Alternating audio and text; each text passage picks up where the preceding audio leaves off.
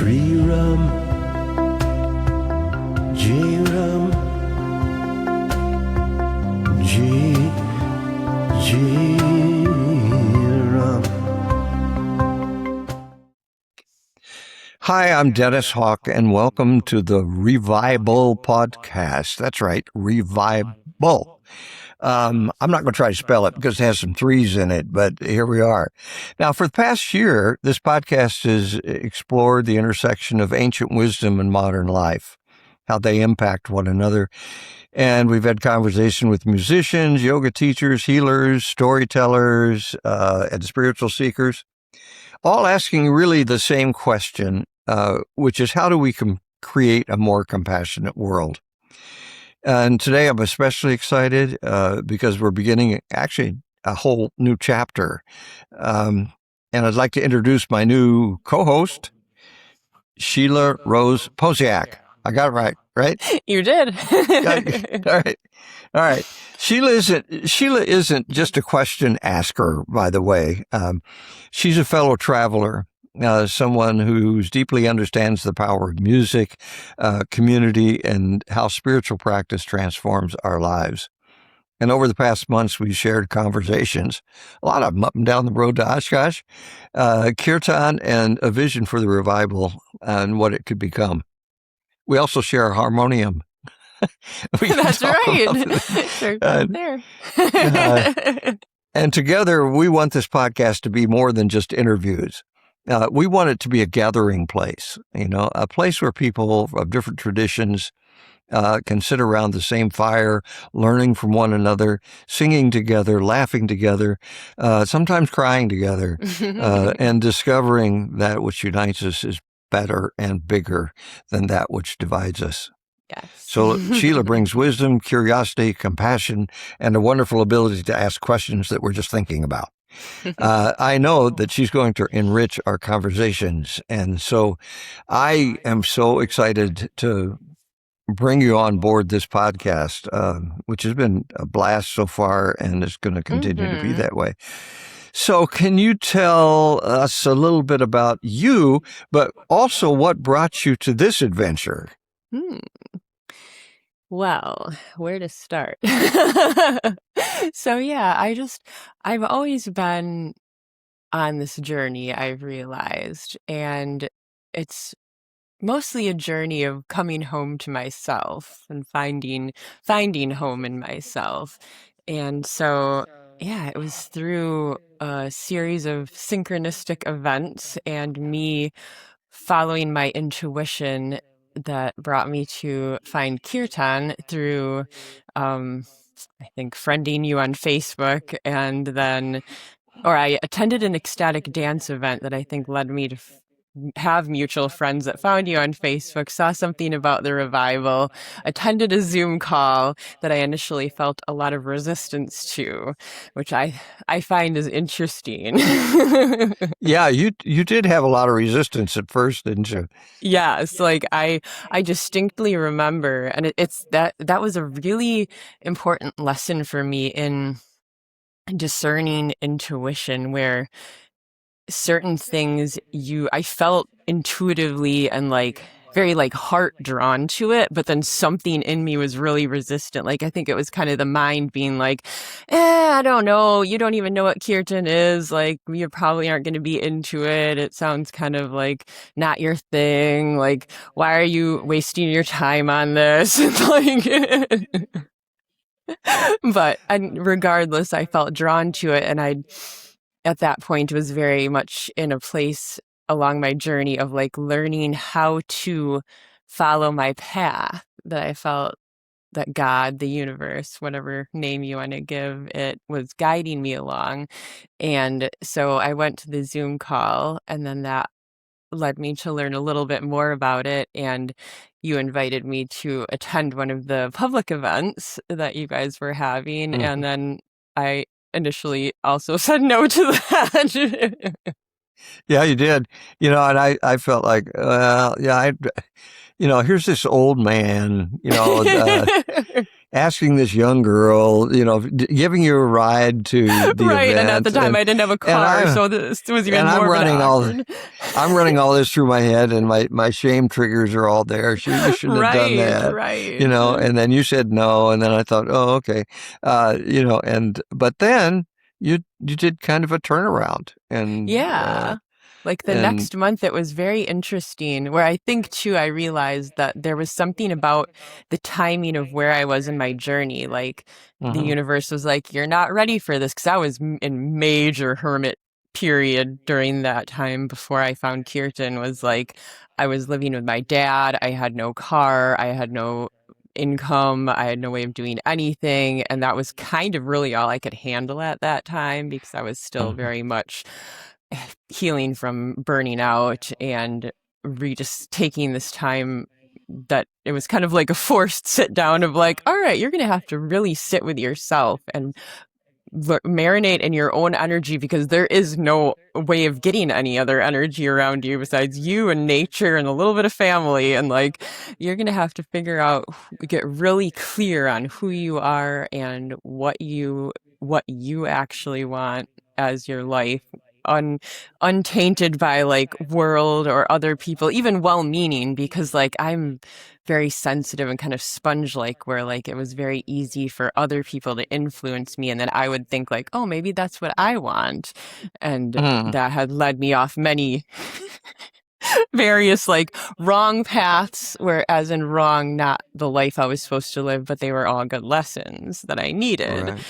But yeah, so like when Kirsten came into my life and I finally decided to go with it, that first event that I attended, it was like, yes, like this Wow. is my thing. This is the version of music that I've always been looking for and drawn to, and didn't even know it existed. And now it exists right in my local hometown area that I had thought I needed to move across the world from to find the life I wanted, and ended up coming back, and then ta-da, here it is.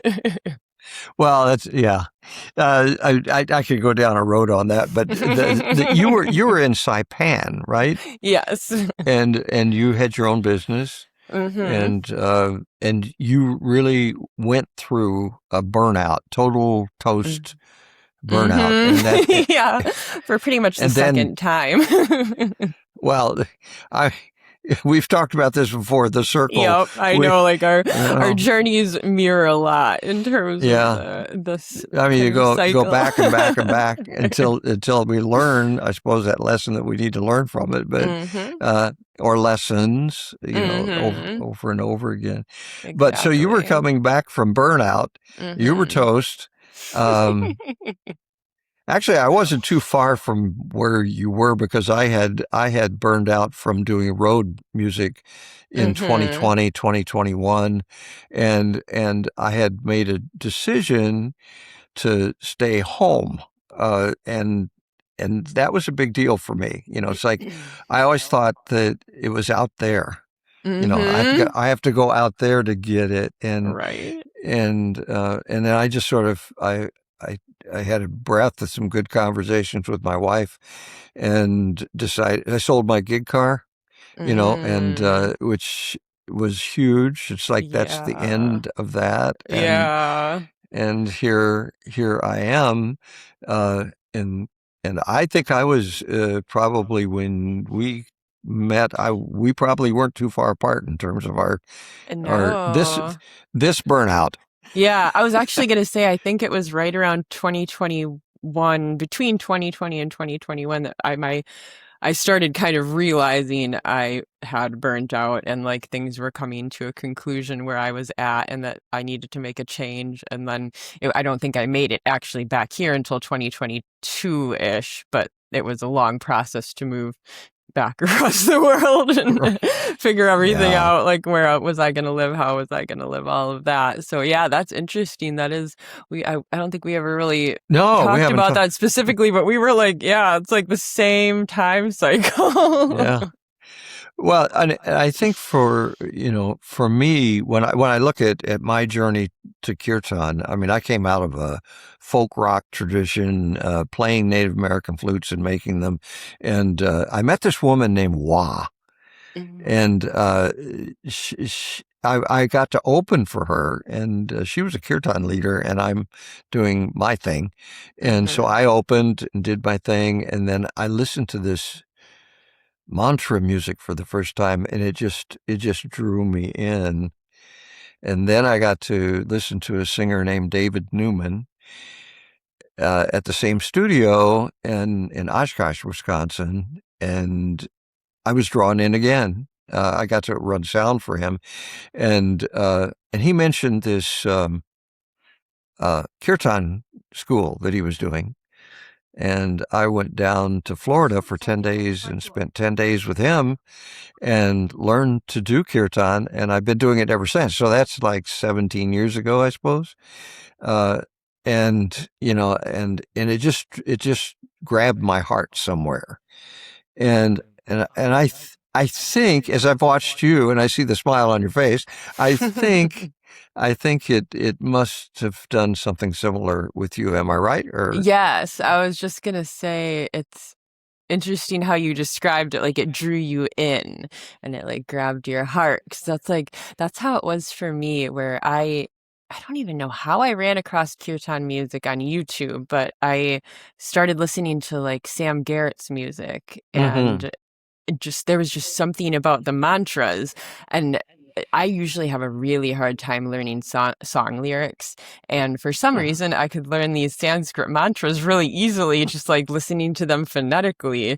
And I had learned a Mm-hmm. couple just because I listened to them so many times, and I thought, like there's something about this, and it was like very nourishing and soothing and felt really, it was just like a different level, a different kind of music, just singing them. Like I'd be walking around outside in nature, just singing these mantras. And this was before I had met you or even realized that the kirtan was a thing that would actually be around here. Like I still thought like, oh, that's only probably in like other countries or different, areas where people are more into spiritual stuff. Not But right, yeah. not right here in the Fox Valley where we live, Right. right? It's just Right. been beautiful how since I moved back here, like that's been one of the best miracles, is like watching how all of these things that I've been searching for are either appearing right here or always were right here. Well, and I got to tell you, you've been a real gift to the seed planting of this group. Well, we have we just to explain to the audience, we have a local group called the Revival, which there are 7 of us in. I guess you want to call it a band. We meet every Thursday, and then every third Thursday we have an event, or starting in September, and that's come together. And then on the second level, we're dreaming about a regional event, and then on the third level is the podcast, which we're doing and trying to connect with people from around the globe. And I don't know if this is to come, but I'm all excited about it. Have you? I think I forwarded you some of the stuff from. Well, you've been busy going to Mile of Music all weekend, so you may not have gotten some of this, but Yes. and that's okay. But I was searching on Instagram and found this group in Barcelona in Spain, Oh. and it's really an exciting group, and they're talking back and forth with me now, and they're trying to find somebody who speaks good enough English, to be able Oh. to talk to us and explain what they're doing in Barcelona. Oh, that's And awesome. and at the same time, we're talking to Rich Logan, who's currently in Mhm. Ukraine, and Yes. so these when we first started this, Sheila, it was the idea. Let me just retell the story for those who haven't heard it. And I got a call during I think it was 2021, maybe, um, from Rhapsody Namtu is her name, from Colorado Springs, And she just posed a question. She said, Dennis, if we could get 1 million people chanting, do you think it would change things? And in the last, since that phone call, over the last several years, I've discovered there probably already are 1 million people chanting. Uh, it's just that we need to, it's just connecting the thread, Mm-hmm. helping the web uh, find itself, because there are a lot of these isolated communities here and there and everywhere all over the world who are doing this great work. Wouldn't it be Mm-hmm. great if we could talk to each other and help each other grow? And that's kind of where the revival went. And Mm-hmm. that's that. Can you talk a little bit about your spiritual journey, kind of where that has taken you? Yeah. So ever since I was very little, I've always been very spiritually connected, but I didn't really understand it, I think, was the kind of the issue. And I essentially like checked out of life. Like I was dissociated for like a large part of my younger life where I just my that was kind of my coping mechanism was I couldn't really balance being a spiritual being with living everyday physical life. And so I would sort of like live life on autopilot when I had to, and then the rest of the time I'd be off in la la land, like kind of my untapped spiritual realm where I didn't really fully understand it, but I knew like there's something to this and like I like being here. And so yeah, so my journey really has been kind of this ironic uh like I feel like a lot of people live physically and then have to discover spirituality, and mine was like I needed to like bring myself down from like floating around up here and actually bring myself into my body to be truly to feel truly well-rounded spiritual, if that makes sense, where it wasn't No, it like does. It does to yeah. me. So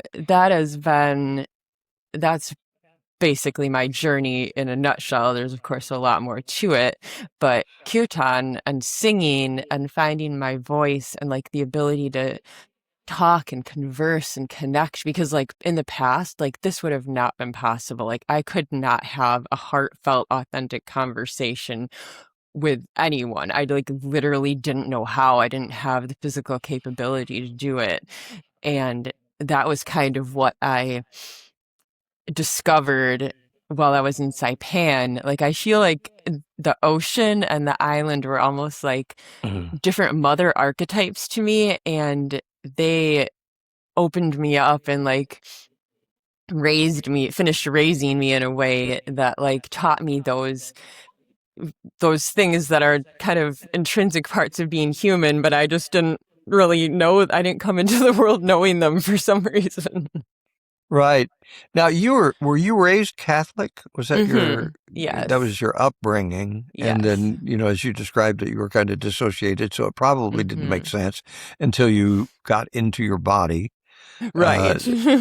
by the way, I had a similar experience. I don't think I was body aware until I got into yoga. Mm-hmm. And I had traveled down many spiritual paths before I got there, and it was my singing teacher that said, Dennis, I think you should try yoga. It might help your voice, and breathing, and Mm-hmm. and so I show up in a yoga class and uh, totally unaware of my physical self. So I too had to go through that journey of coming into my Mm-hmm. body before I could experience anything spiritual other than, I don't know if dissociation is a spiritual state. Right. I think But it it's was more of a, almost like you're only, I was, or for me, it was like I was only experiencing like mental side of spirituality almost. Like everything was so mm, intangible and theoretical, and like that is an aspect of it. But as a human, I feel like we're here to combine both of those things. Like this world is obviously a world of duality. Everything really only exists because of duality. And so the fact that like you can't really have one without the other, or if you're like heavily skewed to one, that dampens the experience of the other. And so yeah, for me too, like my journey also involved qigong was Mm, very integral yes. in me coming into my body, and real even I think it was really important just to realize that coming into my body and like being a physical everyday human is actually an important part of spirituality, because Yes. that's often overlooked, I feel like, and it took me a long time to even realize that was actually important. Yeah. And I was living in my head. I ended up with Hmm. the funniest degree I think in the world is a master's of divinity. It's like, oh, okay, I've got a master's in God now. I can Right. go on to whatever else is on the horizon. But Yes. it was all up here, and Hmm. I read a line last night in a book that I'm reading, and it said, "The Lord of Love lives in the cave of your heart." Hmm. It was just a beautiful line, that I was missing the mark by about 18 inches, Right. because I was living in my head Exactly. and not in my heart. And, Mhm. and I think Kirtan helped me open that heart part up. Mhm. Once I got into my body, is to be able to realize that I also have emotions. Right. And that there's certain music, and the mantra really does that for me, is it connects me. Both the music and the mantra connect me with my heart, with the people around me, as well as Mhm. with Creator. Mhm. That it works for me. Do I think it works for everybody? No. Right. You Yeah, know, it's different. There's different flavors for everybody. It's fascinating. Like once you realize it's like this, like it's fascinating to be able to observe like all the different practices, I guess if you want to call them, that connect people to spirituality, and they can be extremely far ranging. Like for some people, organized religion actually does that, and like that yes. seems to be what Mhm. they need. And it's like, and I've being raised Catholic and then kind of rebelling against that once I discovered the other realm of spirituality, and always kind of feeling like, well, this is not for me, this isn't, there's got to be more to it. And like for a while there I was very like anti religion, and Mhm. like, oh, it's all just yeah. But then it's interesting to observe people that come from like the Western kind of Christian tradition often skew really to the Eastern tradition, but then it's like that's also still religion. It just has different parameters perhaps that are more harmonizing with certain personality types. But yeah, I love that aspect of the revival, is that it's how do you say ecumenical, Yeah. where Yeah. it's like inclusive of all traditions and also no traditions, or just your own personal way of connecting to God or creator or spirit source, however, whatever word you want to give it. Like for me it's like a feeling. That's when I say all those words, it's like I know I can't describe it, but I can feel it. But that's really important. I think sometimes it has no words. Exactly, and that's kind of the It point. it just yeah, it just is. And Hmm. I don't think it's by accident that when Moses was on the mountain and saw the burning bush, and asked, "What's your name?" and God says, "I am." Hmm. I I just am. am. I am. All of existence, is that. and Yes. and um And again, in this treasure that I'm reading right now, it talked about that which is infinite became finite, that which Mhm. was one became many. Mhm. And in the Lakota way, they would say "Mitakweyasi" in Ojibwe in Magan, which means we are all related, which means all those parts, which is the four-leggeds, the two-leggeds, the Mhm. standing tall people, the trees, all of that is one.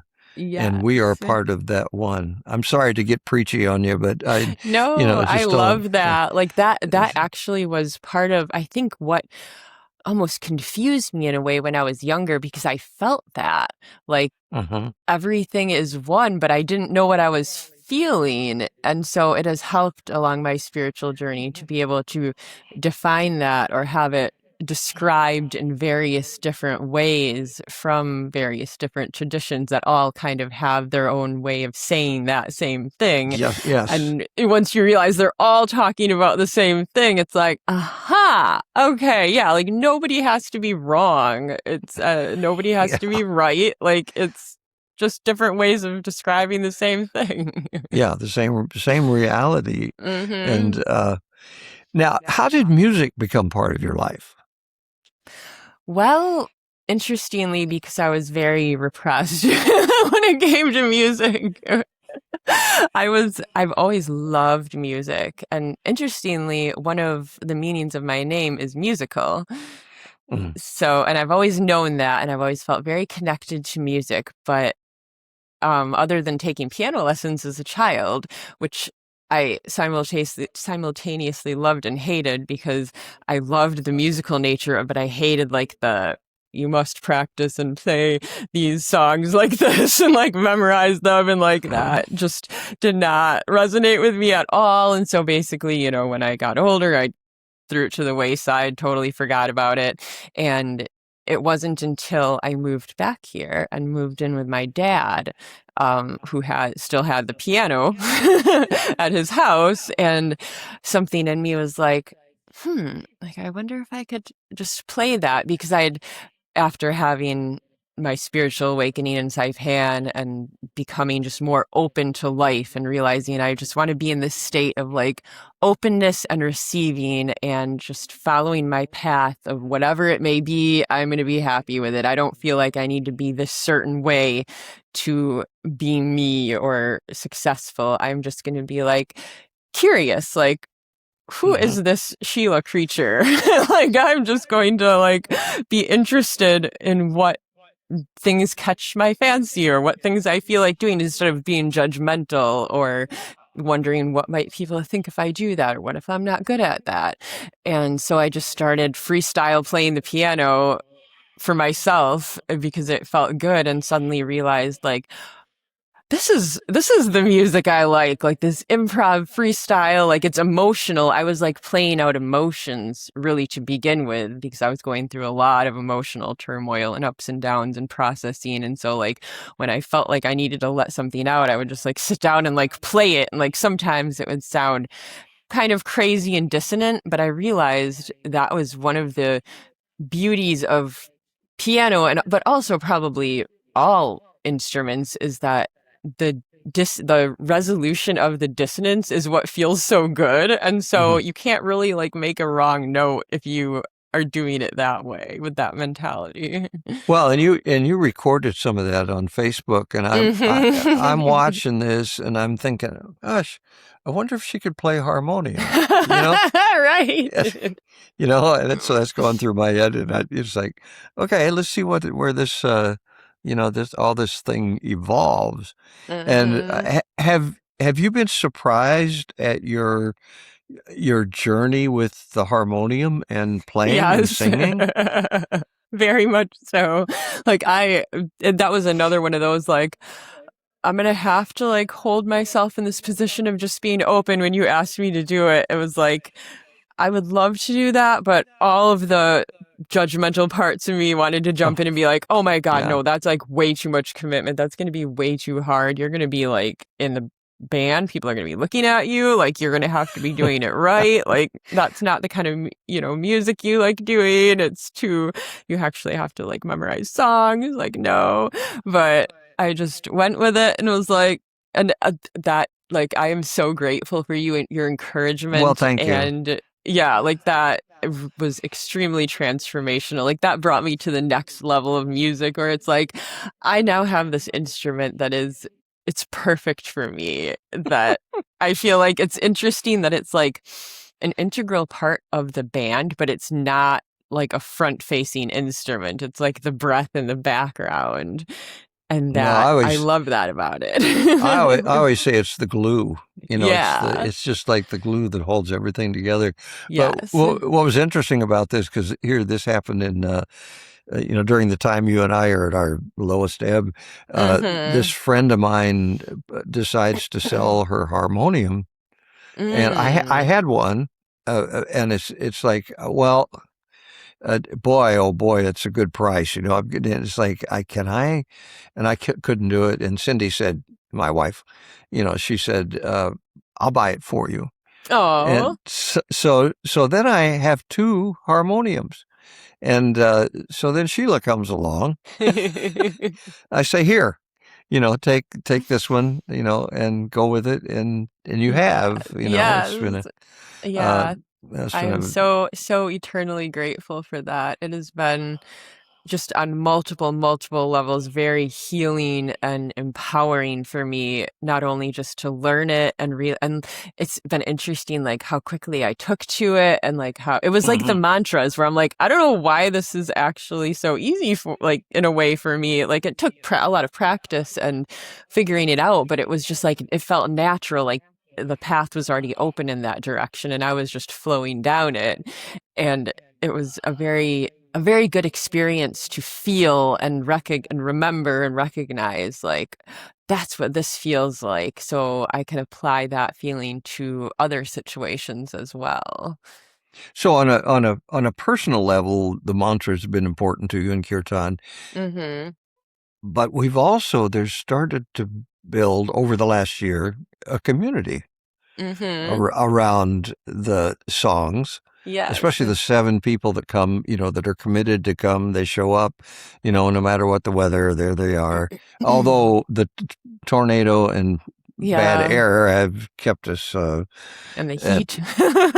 in heat, There's been interesting challenges or factors that have kind of, like, pushed the direction of how things go. But I feel like when those things happen, like it's always for some kind of a reason. right, and so, and the group is held together, and Mm-hmm. we all love to come together every Thursday and sing, and that's Yes. just it.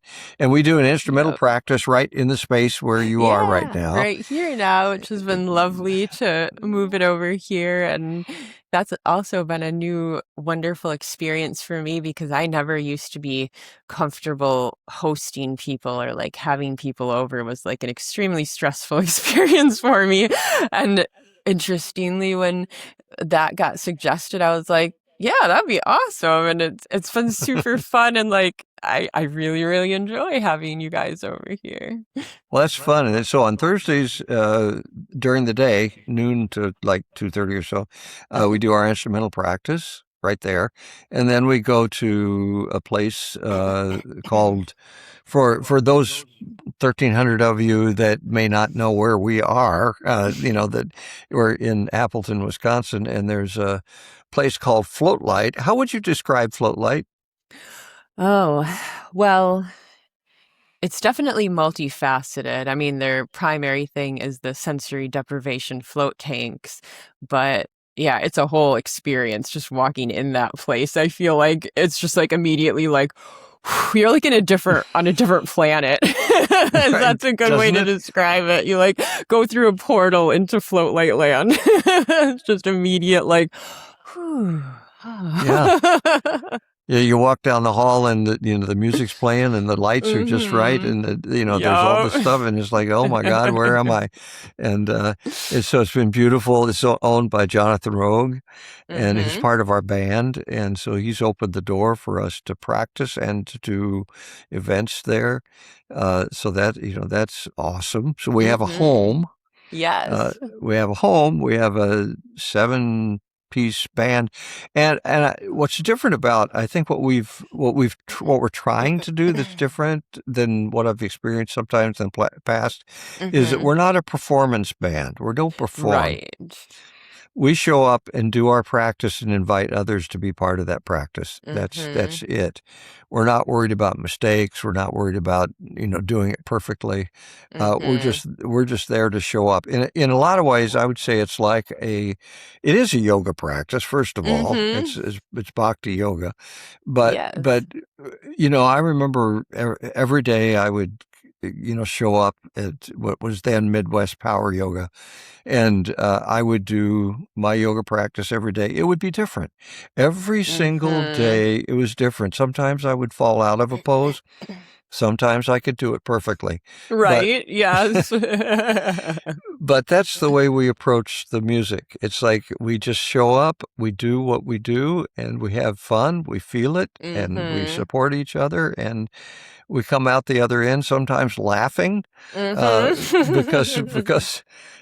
the leader didn't allow the responses to be there, or some other kind of thing that just makes us all laugh, and so we're not taking ourselves too seriously. And yes, and that's the important part. I feel like that's really the only. I didn't know how to define it before, but that's the only kind of like band or organized music that I feel I could actually be a part of. Like I've always felt very drawn to music, but had this perception, well, because that's really all you see is like the performance band or like performance solo kind of version of it. And I was like, there's no draw to me for that, but there's something about music. And then there's something about, I would notice actually from watching band performances, like there's this, some people have this energy where like, I don't know if this is the best way to describe it, because a lot of times people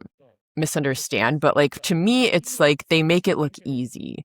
Like, and I know that it's not easy because it came with like many hours of practice. And like, and I think when I describe it that way, people sometimes get offended. Like, well, no, it's not. Like, I worked really hard for this. And it's like, no, I'm not saying it is easy, but like it makes it look like it's just like breathing for them.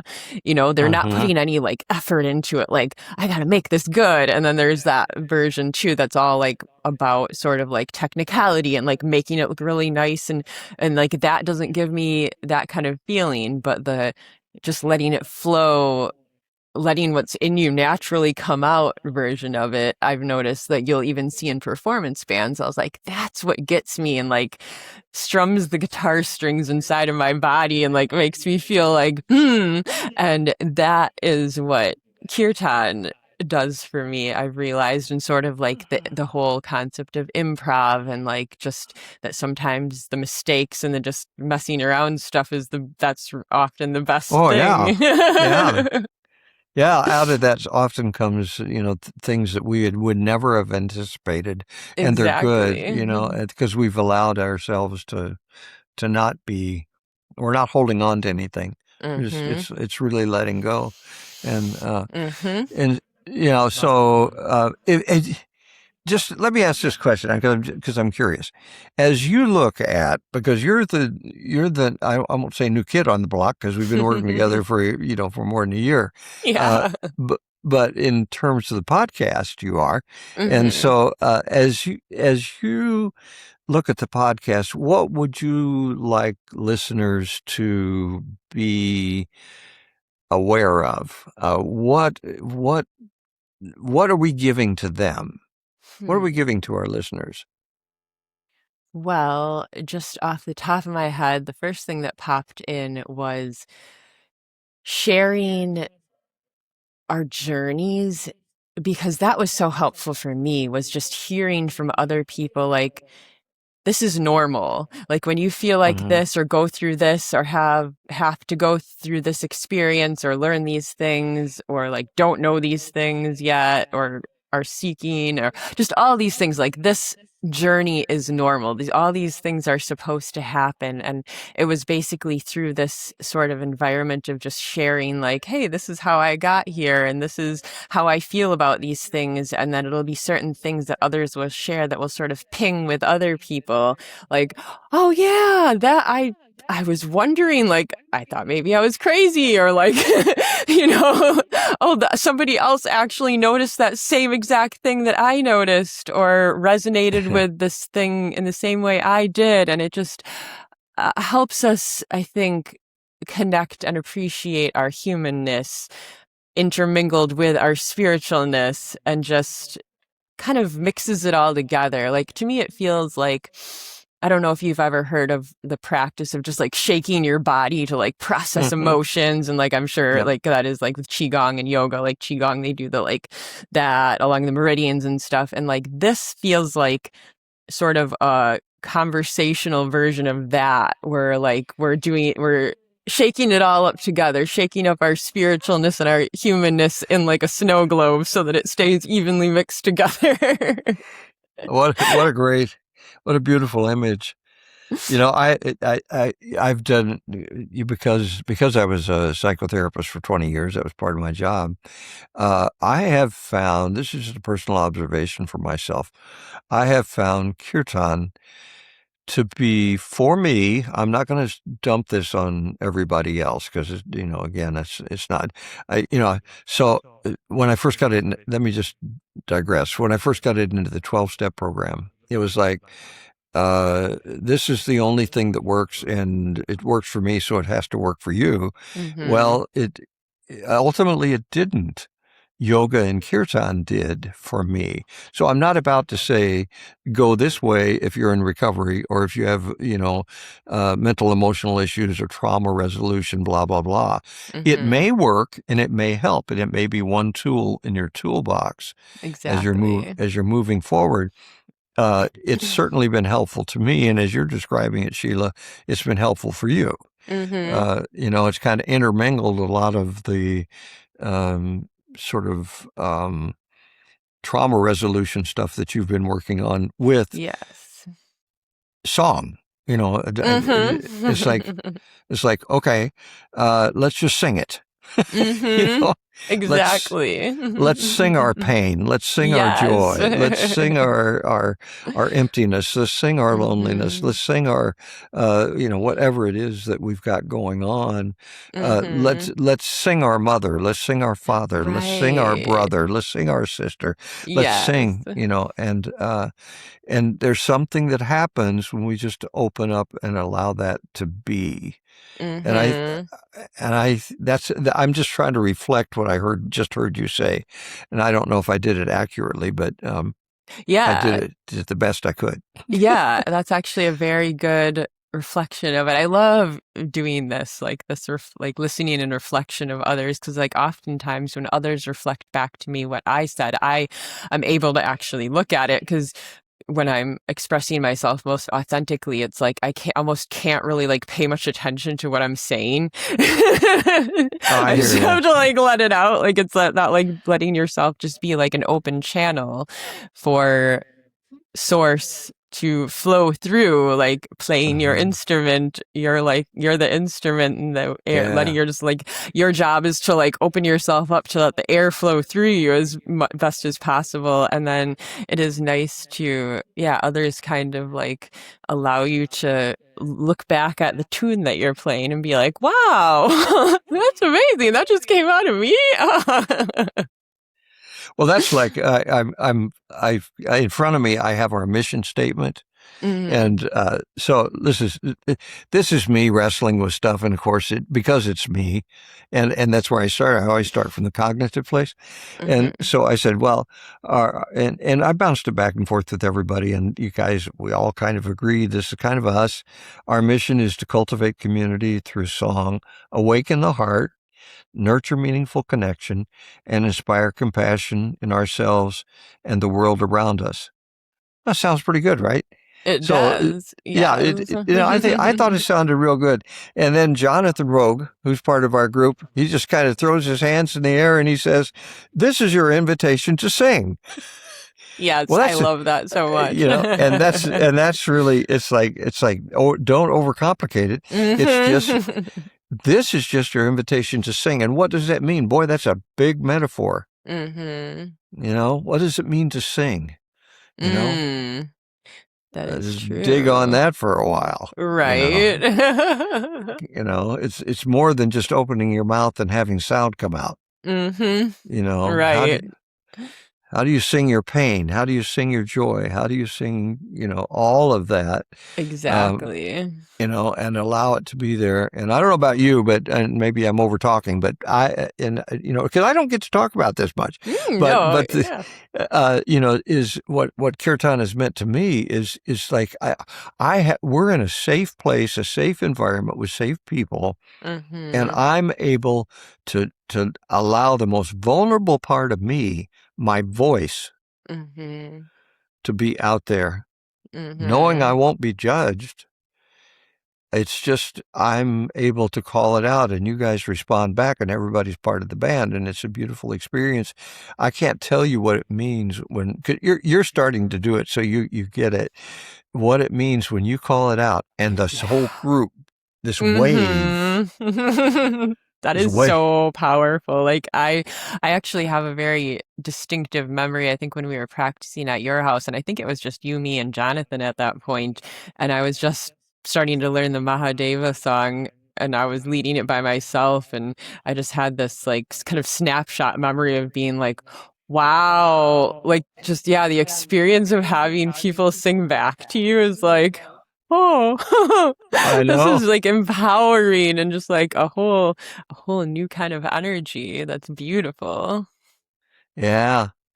Well, as we move forward now, that we know what this has meant for us, for you, for Hmm. me. I think well, I don't want to speak for everybody in the group, but when I see their faces, I'm looking around the room right now in my mind's eye, and when I see the joy, uh, Hmm. that in people's eyes, the light is kind of like a light that goes on. Yes. It's pretty amazing. And as we move forward, we've talked about three levels: local, what we're doing locally, what we're going to do regionally, Hmm. or what we're dreaming of doing regionally, and what we're doing globally. Hmm. Um, let's just ponder on those a little bit. Just the locally, what would be as you look in your crystal ball, what would you see over the next 12 months happening with the revival on the local level in Appleton, Wisconsin, of all places? Right. I just love it so much. The we have the notoriety of being the most drunk city Right. in in the country, and here we are doing kirtan. Okay. And that people are actually interested in it, and it's becoming even more of a thing. Like I was going to mention this before, but it slipped my mind. When we were at Mile of Music, we saw a band that had a harmonium in it. Yeah, I saw And it. Thanks for I was posting that. I saw it. like, this is just amazing that this sort of thing is becoming, and it like wasn't like, it wasn't traditional kirtan, but they had elements of that in it, kind of combined with different other types of songs, which I was like, this is so amazing. I feel like this is something that almost, it's like being breathed into existence right now, like as we speak and as we're doing this. And so, yeah, for the local level, I just see more and more people. I think it's the word invitation. Like we're just putting the Mhm. invitation out there. And like we've talked about before, the growing numbers of people that are spiritual but not religious and are Yes, all yes. starting to wake up to this, like there is something to that, but I don't resonate with the dogma, and like that's why they've all kind of like left the church. But then that's a huge gaping hole in human life, because spirituality has always been a part of being human. And so people are starting to realize that, much like Jesus and all the spiritual teachers are trying to tell us, like it's within you. God is you. God is everywhere, is everything. And like that is just the realization that we need to have to find our own flavor of spirituality. And yeah, I definitely see more and more and more things just every day, even in like the strangest places, like small towns that you wouldn't expect to have these types of spiritual happenings and businesses. They're just popping up everywhere. So I feel like all we have to do is keep doing what we're doing and having fun with it. And everyone that's supposed to join in is just naturally going to be attracted because we've got the open invitation. Right, right. And it said, this is your invitation to sing, come and show up. And what it does is it provides spirituality, at least a crucible, a home, without telling anybody what to believe when they walk in the door. You believe whatever you believe, Yeah, we're singing Hare Krishna, but we're not Krishnas. We're not Hare Krishnas. We're just singing that. We're singing gospel songs. Right, I was going to say, we've got like the bluesy gospel songs in there, and we're adding in some reggae, and like I can see all sorts of other stuff, maybe some jazz, like just all of these, just there's a flavor for everyone, and showing how you can connect through all of these beautiful avenues. Right, it's just an invitation. Like Jonathan says, an invitation to sing. And then let me give this to folks that are part of this, because many of you that are on this list, that are part of our 1300 community, were part of emails that I gathered when I was traveling all through the Midwest doing music. So my heart goes out to you. But so we go to where Sheila is right now, and we practice. And then it's like I drive in, and there's a log cabin, a huge garage that has a workshop in it, woodworking, which of course I resonate to. Me too. And then we find out that Tom who owns the place is and your friend is doing music gigs there. And we walk around to the back, after playing with the goats for a minute and 2 huge dogs and 9 cats. We walk around to the back, and there's a stage, and there's 11.5 acres. And Jonathan Rogue and I from Floatlight and I look at each other, and we say, yeah, yoga and Kirtan festival right here in Dale, Wisconsin. And we smiled. Everybody did, and it's just kind of a dream. We're going to put it out there for I 20. I can see it. Yep. Like, it's been a dream that's been percolating in my mind, like, long before I knew any of you knew even what Kirtan was, knew what my path would be in life. And like, back when I was like, you're absolutely crazy for thinking this. You would be terrified to like be involved in leading anything, or like even participating in like anything like this. But yeah, it's funny how things have flowed along, and it turns out that my soulmate owns a place like this, and then we all kind of joined together through Kirtan, and who knows, we'll see where it goes. Yeah, and like all things, planting seeds is what happens. You do that first, and and then the vision for this, we've talked about this already, but the podcast, is to continue to connect with other people who are doing similar things throughout the world and throughout the U.S. I think it will strengthen us.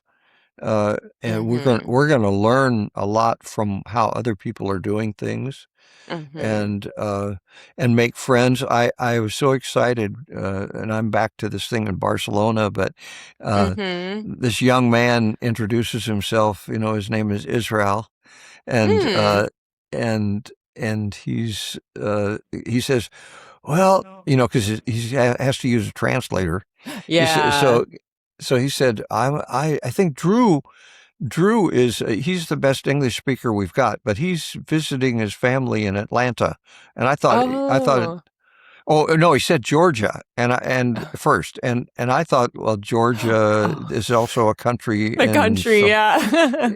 So he's in Georgia. So that's in the, in the Eastern Bloc, where is he over there? And he says, no, Atlanta.